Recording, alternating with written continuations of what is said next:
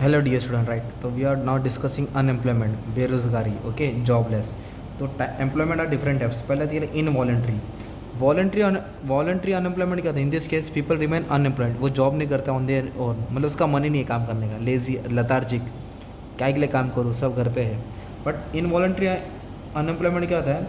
People are force to remain idle, वो काम नहीं करना चाहता पर काम कर रहा है वही वेज रेट पे, मतलब उसकी पगार उतनी है इसलिए वो काम कर रहा है, मतलब पगार के लिए काम कर रहा है, ओके। सीजनल अनएम्प्लॉयमेंट क्या होता है? जैसे सीज़न एग्रीकल्चर सेक्टर होता है, जब बारिश आती है तो आराम करते हैं, फिर हार्वेस्टिंग टाइम आता है तो काम करते हैं, हार्वेस्टिंग हो गया, फसल कट गई, फिर आराम।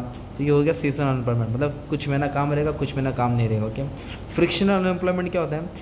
There is a shortage of raw material नहीं है कंपनी में तो काम रुक जाएगा, मशीनरी बंद हो गई ख़राब तो काम रुक जाएगा, लेबर नहीं है, स्ट्राइक हो गया, तो ये फ्रिक्शनल अनएम्प्लॉयमेंट है, ये टेम्पररी होता है, राइट, परमानेंट नहीं होता है। और एक होता है साइक्लिकल अनएम्प्लॉयमेंट, ये इकोनॉमिक में चेंज आने के कारण होता है, ड्यू टू रिसेशन और डिप्रेशन। जैसे लॉकडाउन आ गया था, ट्रेड साइकिल में अप ट्रेंड से डाउन ट्रेंड हो गया था, तो लॉकडाउन में आने के बाद क्या हो गया था मालूम है? बहुत सारे वर्कर लोग को जॉब पे से निकाल दिया था ना, तो that's called cyclical unemployment due to recession और डिप्रेशन, ओके।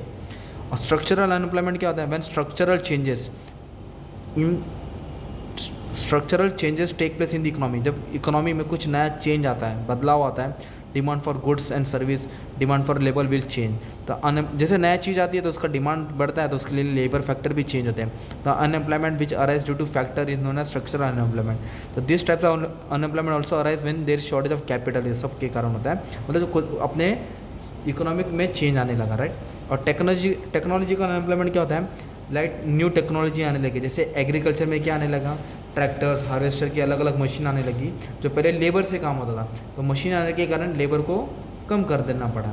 तो ये होता है टेक्नोलॉजिकल अनएम्प्लॉयमेंट। पहले सब डॉक्यूमेंट फाइल में हैंडमेड रिकॉर्ड होता था, राइट, मैनुअली रिकॉर्ड होता था, पर कंप्यूटर आने के कारण अब जिसको कंप्यूटर आता है वही रिकॉर्ड कर रहा है, डेटा एंट्री कर रहा है, तो जो मैनुअली उनको थोड़ा कम कर दिया ना ये। तो टेक्नोलॉजिकल अनएम्प्लॉयमेंट। डिस्गाइज अनएम्प्लॉयमेंट क्या होता है मालूम है क्या?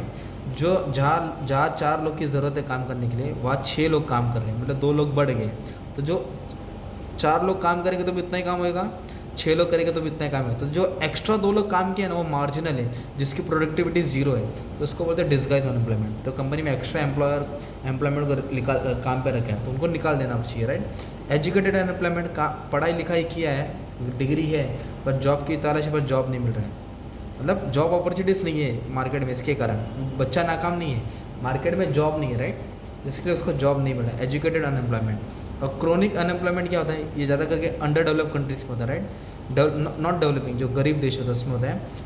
It arrest due to shortage of capital नहीं होने के कारण, resource, man money machinery material नहीं होने के कारण, पुरानी टेक्नोलॉजी होने के कारण, गरीबी, पॉपुलेशन बढ़ने के कारण, तो ये फैक्टर के कारण क्रोनिक अनएम्प्लॉयमेंट होता है, और ये इकोनॉमी को बुरी तरह से क्या करता है? बर्बाद कर देता है, ठीक है। तो ये था तुम्हारा टाइप्स ऑफ अनएम्प्लॉयमेंट। अभी हम लोग पढ़ेंगे कॉसेज ऑफ अनएम्प्लॉयमेंट, जॉब्स क्यों नहीं मिलता है लोगों को, तो ये रूरल में पढ़ेंगे। पहले तो पॉपुलेशन, आबादी बढ़ेगी तो किसको किसको काम मिलेगा, right.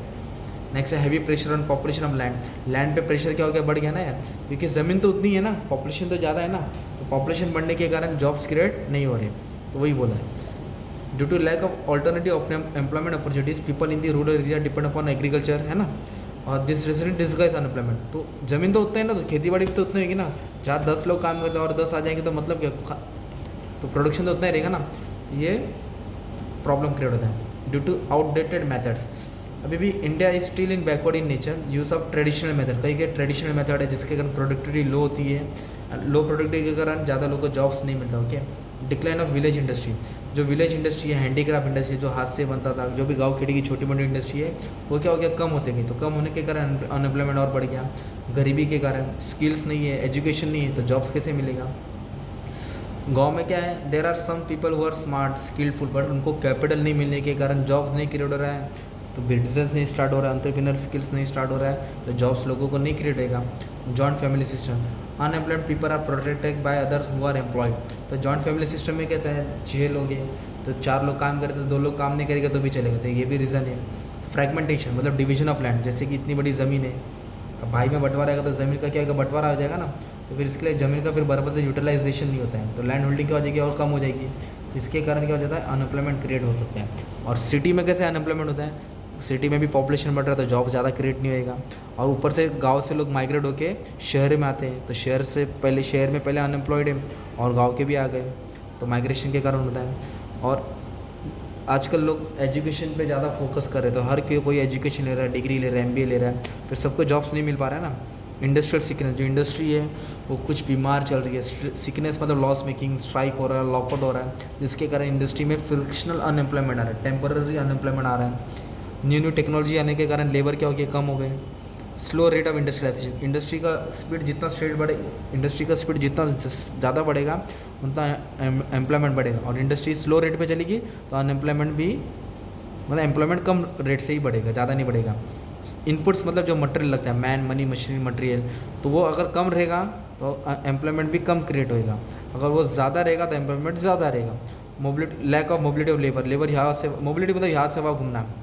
People are reluctant to move from their original place in search of job, फिर लोग क्या है, एक जॉब अपने ओरिजिन को छोड़ के दूसरी जगह जॉब करना नहीं चाहते हैं। Some time people are willing to move but they are not aware of job opportunities available elsewhere, इसके कारण मोबिलिटी नहीं होने के कारण, एक ही जगह रहने के कारण जॉब्स क्रिएट नहीं हो पाता है।